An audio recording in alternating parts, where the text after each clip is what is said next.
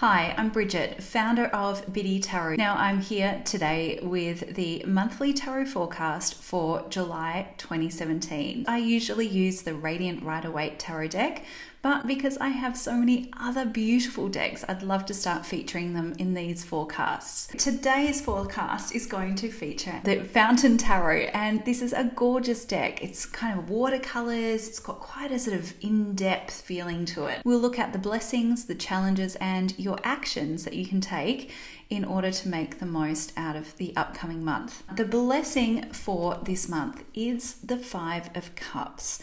Now, if you know this card, you might be like, how on earth is that a blessing? Because this card often talks to feelings of loss, sorrow, grief, or having to leave something behind with that feeling of regret. And we can see it in this card. We've got the man here and he's standing, he's looking at these cups that have been overturned, and yet there are two upstanding cups behind him. And he's actually got quite an ethereal feel about him right there, doesn't he?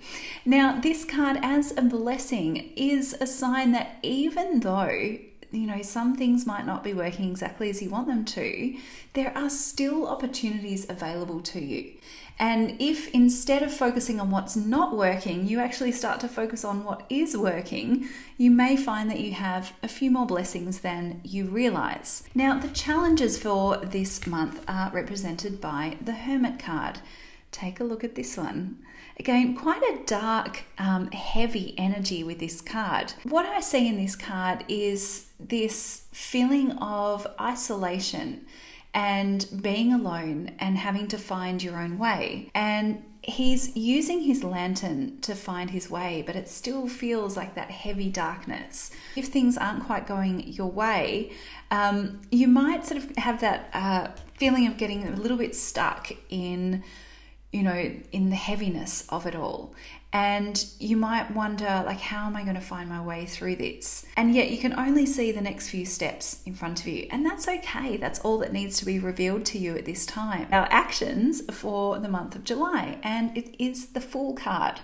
Now, after all of that heavy, dark energy of, the Five of Cups and the Hermit, we have such a beautiful light and free card here with the Fool.